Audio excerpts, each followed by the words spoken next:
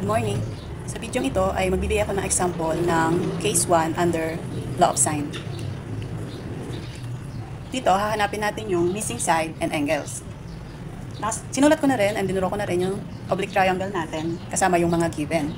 Ngayon, first step sa paghahanap ng mga missing angles and side, una, isusulat muna natin yung mga given ng side and angles. Mag-umpisa tayo sa mga angles.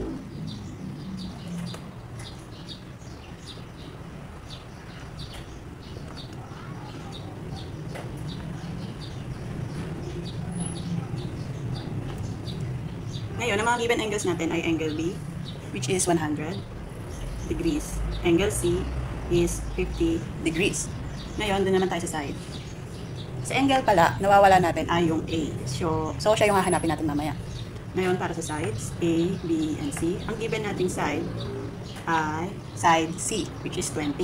Ang hahanapin natin mamaya ay B and A. Ngayon, paano ba natin malalaman kung saan ipi-place yung angle A, BC, and side ABC? Ngayon, isusulat muna natin yung mga given na angle, A, B, C. Ngayon, para malaman natin kung saan ilalagay yung mga sides, ay doon siya sa tapat ng angle, sa opposite side ng angle. Katulad nito, angle A, ang opposite niya dito, kaya ito ang angle A. Ito ang angle A, ang opposite niya si side A. Si angle B, opposite niya si side B. Si angle C naman, syempre opposite niya si side C. Ngayon, nasulat na natin yung mga given numbers, sides, and angles. Ang una natin hanapin ay si angle A, kasi siya lang yung angle na wala natin. Para makuha natin si angle A, ito ang gagamitin natin formula. Sorry. Angle A is equals to 180 degrees minus angle B minus angle C. Ngayon, sasubstitute natin yung mga given ng angle B and C. 180 degrees minus angle B, which is 100 degrees. Then minus angle C, which is 50 degrees. Ngayon, susubtract lang natin siya. 180 minus 100 minus 50 is equals to 30 degrees. So, nakuha na natin si angle A. Angle A is equals to 30 degrees. Next, hahanapin naman natin si side A and B.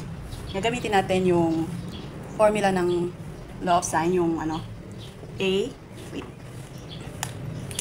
yung A over sine A is equals to B over sine B is equals to C over sine C. Ngayon, para mahanap natin yung sides, hahanap tayo dito sa ating mga given na kompleto na yung angle and side niya. Bale, meron tayong given sa side C, which is 20. Meron na rin siya sa angle niya. So, ayun yung gagamitin natin.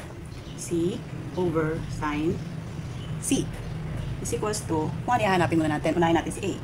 A over sine A. Then, isa-substitute natin yung mga given.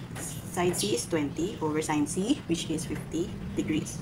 Is equals to, side A is missing over the given angle A, which is 30 degree. Ngayon, i-cross multiply natin siya. Una, si A multiply by 50 degrees. Hindi siya pwede, so ang gagawin lang muna natin ay pagtatabihin natin si A and si 50 degrees. A, 50 degrees. Meron din sa kabilang side. 20 times 30 degrees. Susulat muna natin siya ng magkatabi. Yan.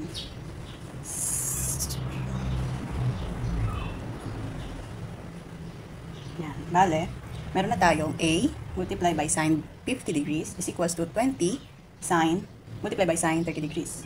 Ngayon, bali nahanap natin si A, si side A, kaya kailangan natin maalis itong si sine 50 degrees. Ang gagawin natin yan is i-divide siya both side by sine 50 degrees para makancel out natin siya.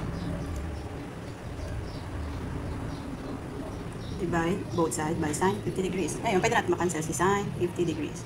Ang matitira na lang sa equation natin ay A is equals to 20 sine 30 degrees all over 50 sine 50 degrees.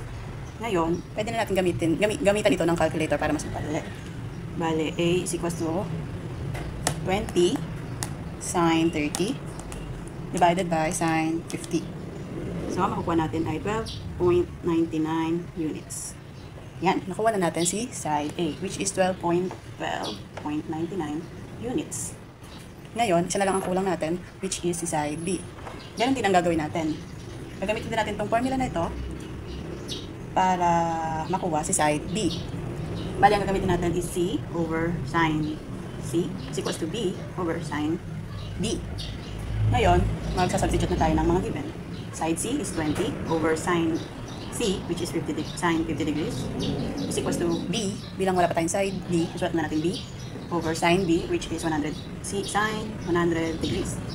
Ngayon, magko-cross multiplication na ulit tayo kagaya ng ginawa natin kanina. Bale, magiging B times sine 50 degrees is equals to 20 sine 100 degrees. Magka-cancel out ulit tayo ng sine 50. Divide natin siya both side by sine 50 ulit. Sine 50 degrees over sine 50 degrees. So, kakancel out na natin siya. Maiiwan na lang si B. Ngayon, pwede natin pindutin sa calculator si 20 times sine 100 degrees all over sine, or divided by sine 50 degrees. Bales, 20 times sine 100 degrees divided by sine 50 degrees. Yon. So, nakuha natin is 25.58 units. Ngayon, nakuha na natin si side B, which is 25.58 units. So, nakuha na natin yung mga missing angles and side. And angle A, nakita na natin, which is equals to 30 degrees. Then, yung side A is 12.99 units. And the side B, which is 25.58 units. So, ganun lang ang gagawin nyo sa paghanap ng mga missing side and angles. Dalawang formula ang ginamit natin sa paghanap ng angles. Dito, para sa angles, ito, ano siya, originally, ano siya, 180 is equals to angle A plus angle B plus angle C. Ngayon, dahil nga angle A lang hinahanap natin, kaya ginawa natin siyang ganito, minus, minus, minus. And then, sunod is ito. Yung, kasi nga, ano siya, equal lang sila. Si side A over sine A is equals lang siya sa side B over sine B. Equals lang din siya sa C over sine C. Ito ang kabuuan na ng ating computation. Ito, sa paghahanap natin ng sine A. Itong side na to, paghahanap natin ng side A. And this side is sa paghahanap natin ng sine B. Which is, nakuha natin sila parehas. Ito.